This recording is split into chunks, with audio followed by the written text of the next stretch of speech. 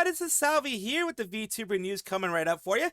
Before that, of course, smash that subscribe button, hit that bell, and the like button as well, and let's get right into it.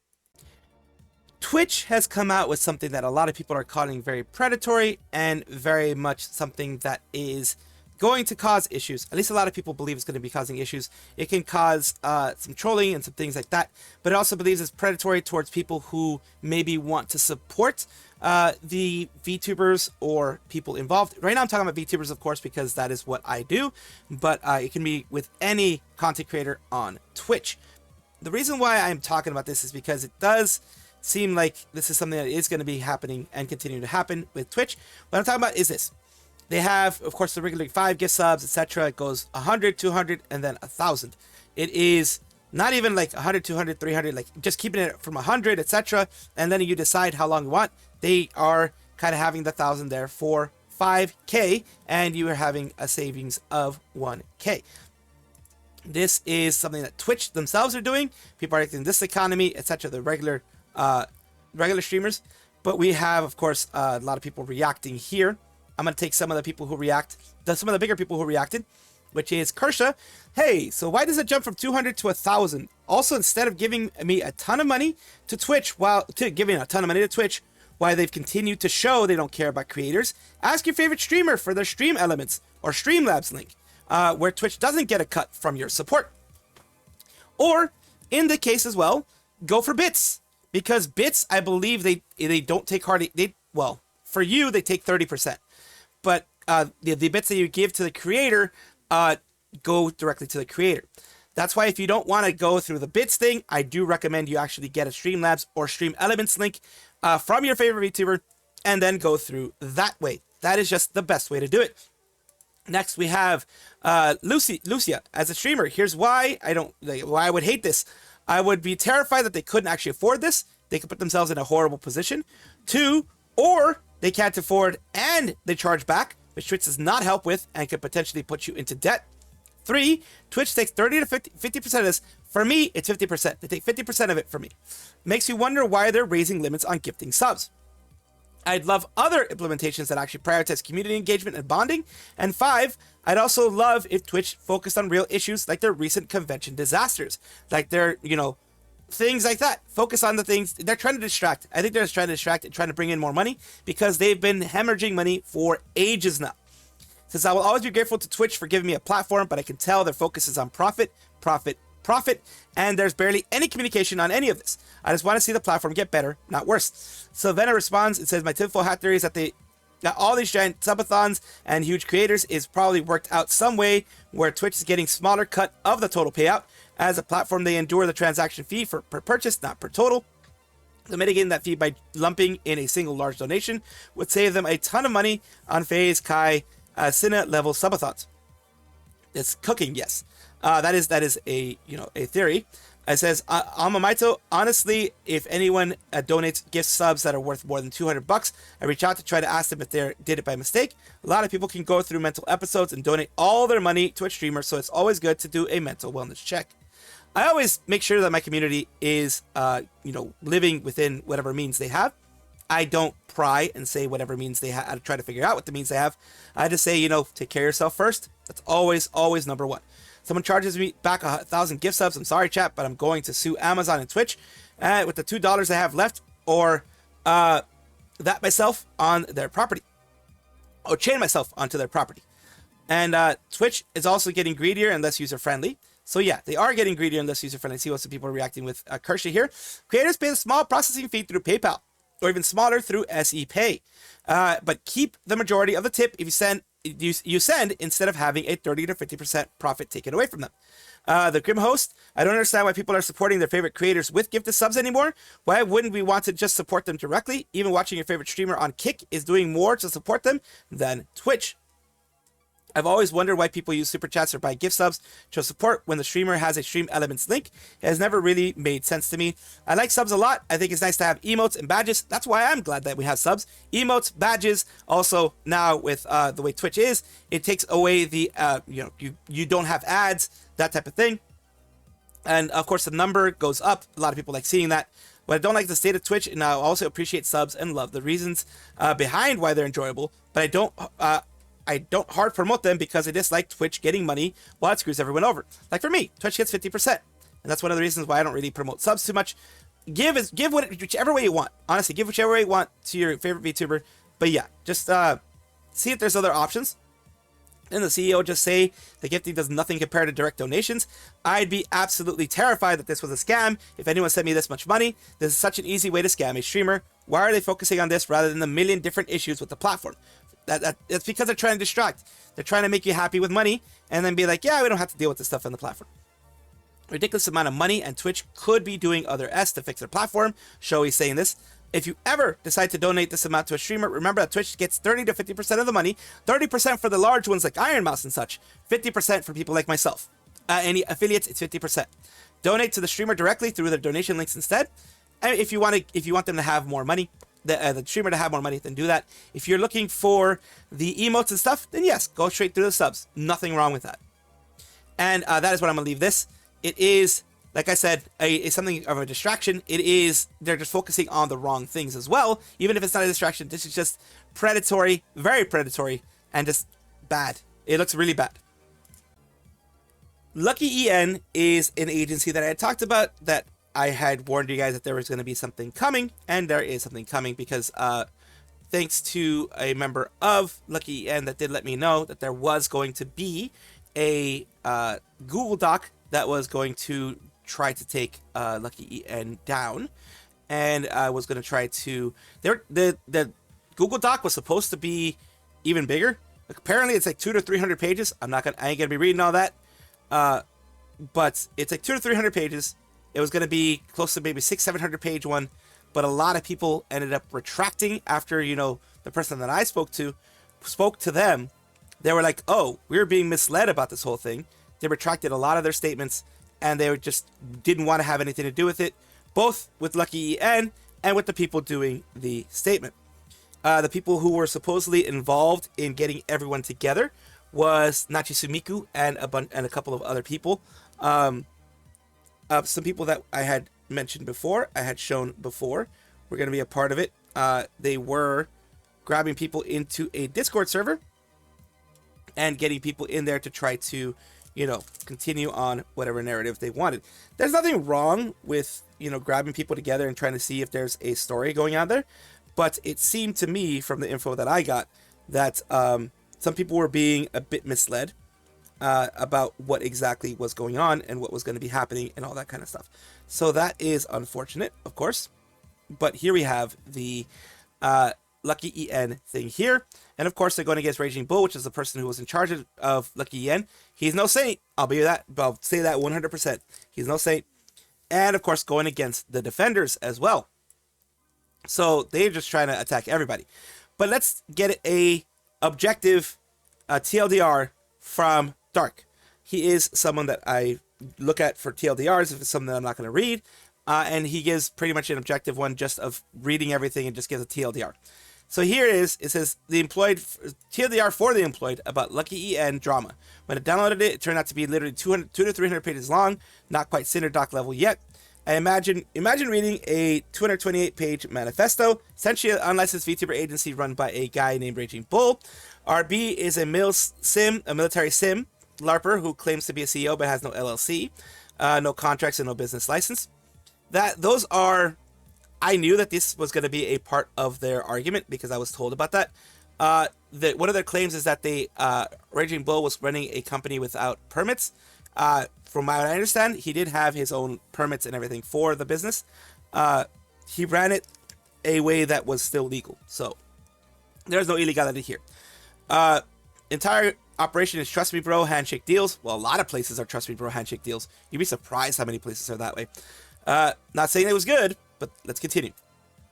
RB demands 5% of gross income from talents, offers zero support, knows nothing about Twitch, constantly dunks in DMs, drunk in DMs, tries to make figure merch deal, tells talent Shido she has to do all the modeling, pay for production, shipping, handle taxes.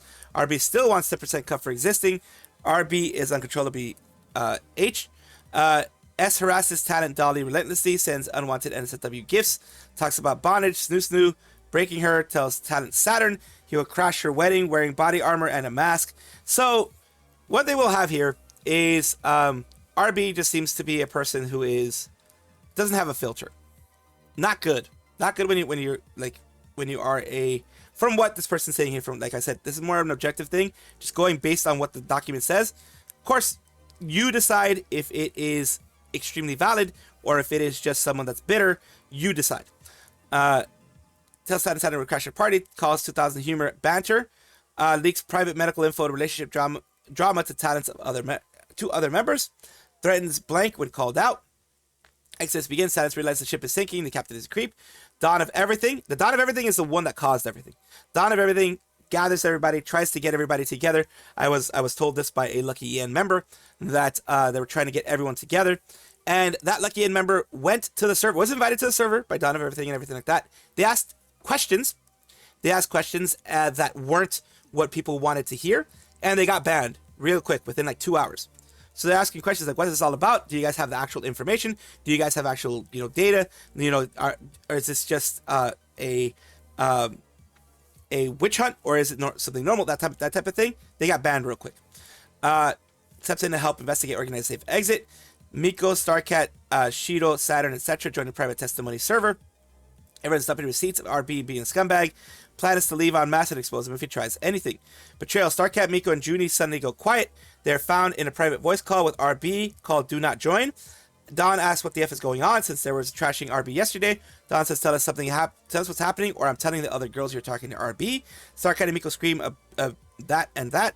They nuke their messages in testimony server, kick Dawn and the other victims, and flip sides immediately. So that's why this popped up, I think, in my personal opinion. This big whole thing popped up. They actually did the doc because, well, they felt betrayed in many, many ways. So that's what ends up happening. Unfortunately, people don't communicate. People don't communicate their issues. One side or the other sometimes doesn't want to hear it, and it just becomes a big problem. LuckyEN implodes. Group A, Shido, Saturn, Nines, Mocha, leave, stay with Dawn, release the receipts, proving RB is a predator and a scammer. Allegedly. This is all alleged, remember, because none of this is proven in court. I have to say it, whether there's a lot of evidence or not, I have to say it because it hasn't been proven in court. So legally, I do have to say, in it, because I do want to be responsible, I do have to say it is all alleged. Group B, Miko, Starcat, Junie, Akko, Mizu, claim they are leaving amicably. Group B starts massive smear campaign against Dawn and Group A. And that is why Dawn and Group A put out this 200-page doc, because they were like, no, you guys are the bad ones. Basically, it's a tit for tat. It's an arguing with each other type of thing. Miko goes from RBS harassed me to Dawn is a blank for asking questions in 24 hours. Starcat claims she was threatened by Dawn. He just asked for transparency. Akko makes video blaming the victims for burning it down. Turns Akko's own Discord server was hosting, doxing info on Group A talents while he preached about morals. Well, she preached about morals, because I believe Akko is a woman.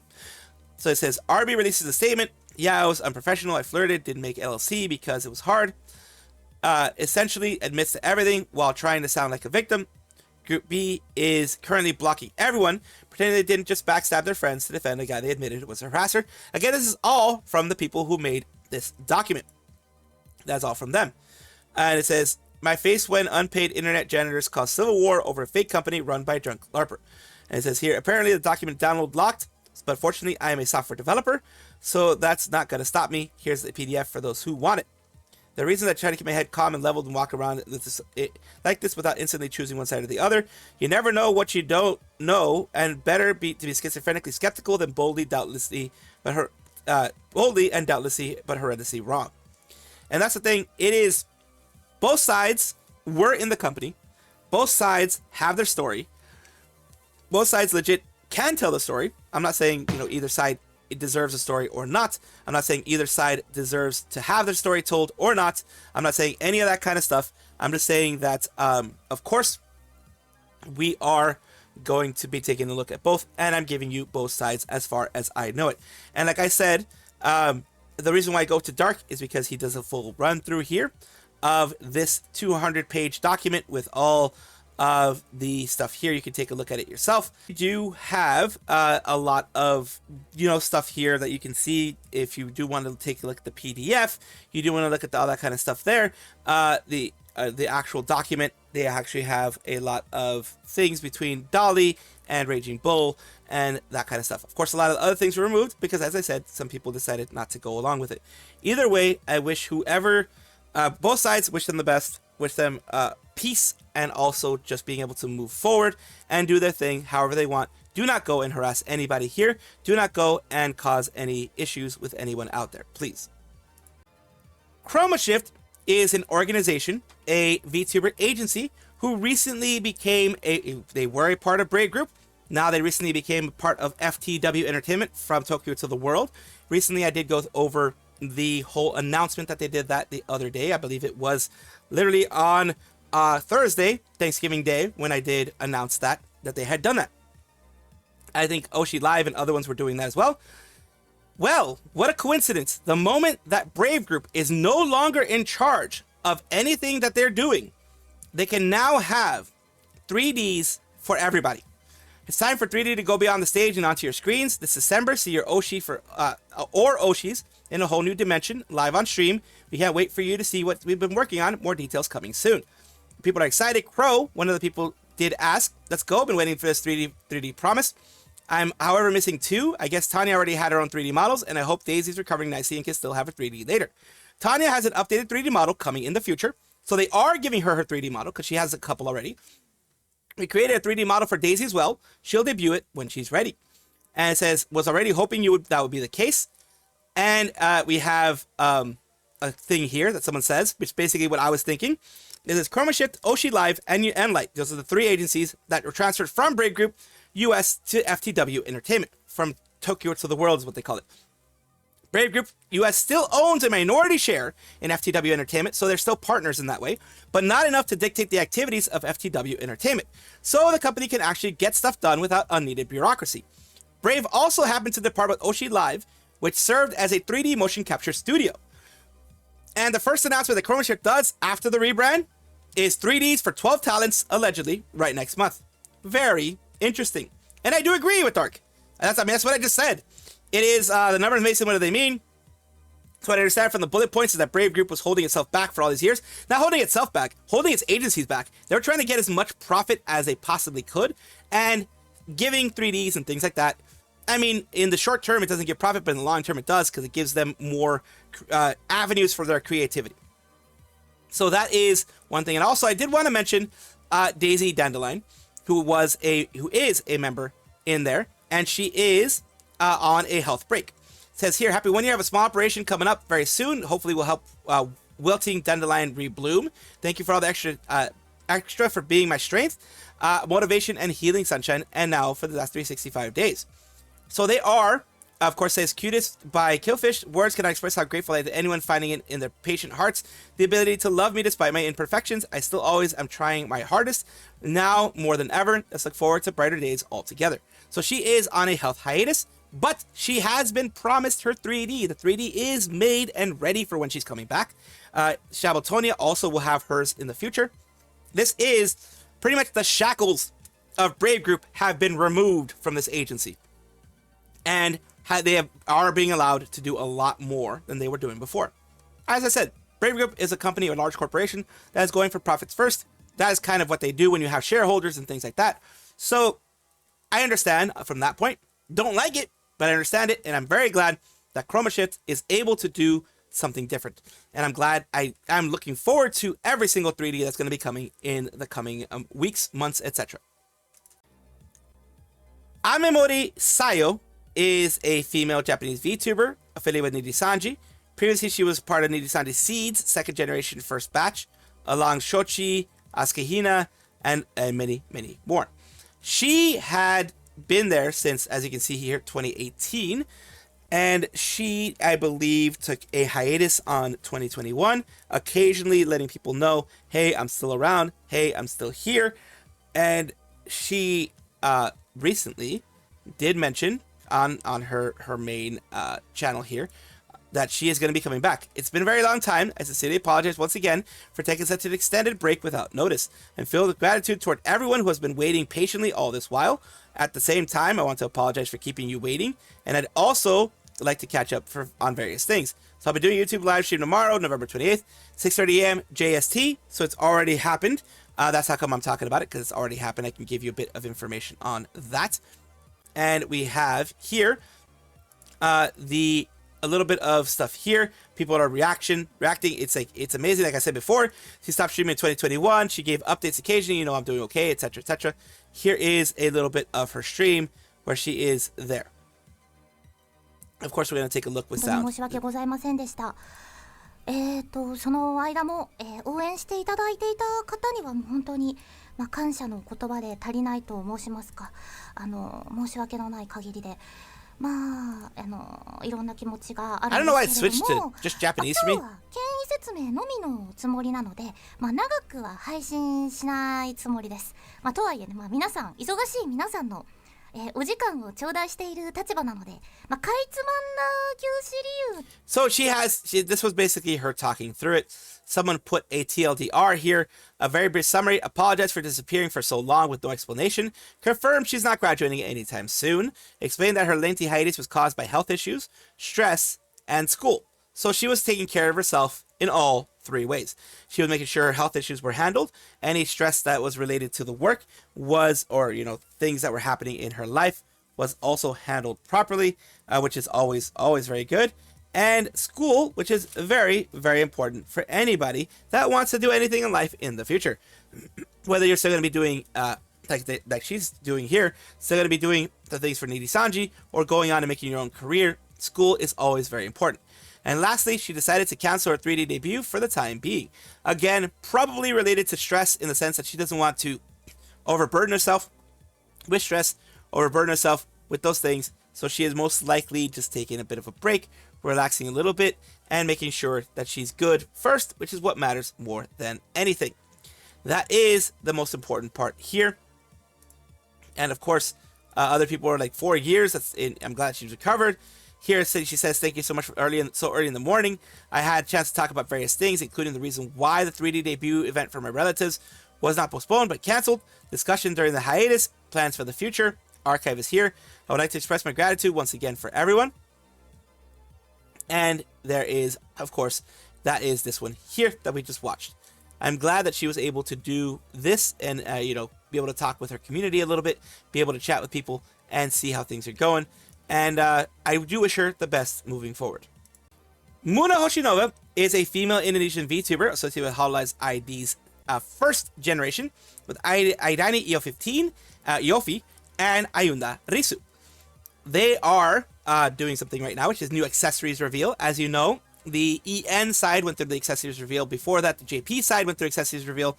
And now ID seems to be going through accessories reveal as well. We're going to take a look at their new stuff here. And let's take a look. They're doing this here. Let's see. Sounds like a plan. Tumblernya jangan lupa ketinggalan. So she just talks a little bit. Comes around. It's really a stylish jacket.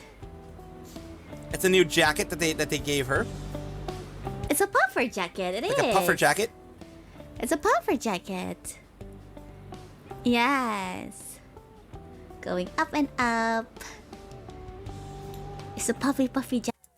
Oh, sorry. You got the puffy jacket. You got it without the jacket.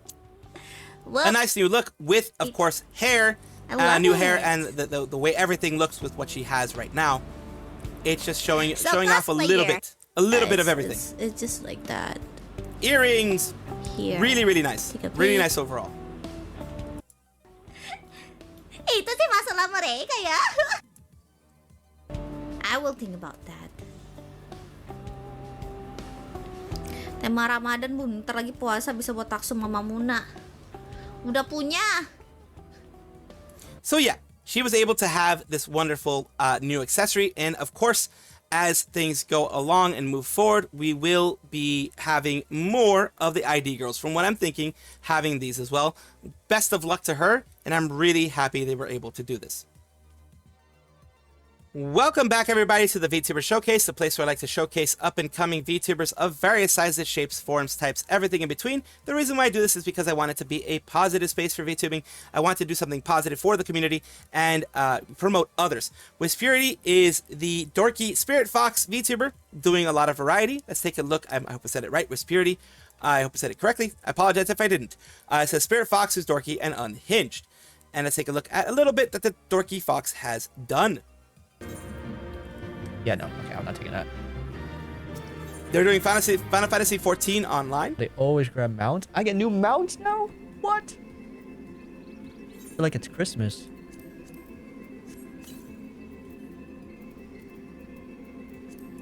It is a game that people have told me to get into.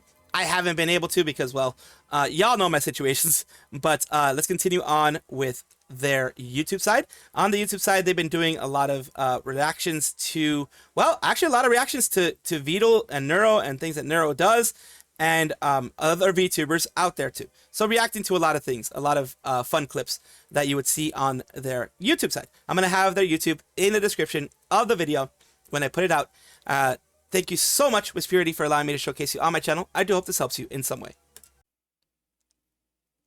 Thank you guys for watching, as always. And of course, take a look, and if you enjoy everything, like, comment, subscribe, hit the bell notification icon, all those things that YouTube asks of you. Really do appreciate you. Have a wonderful day.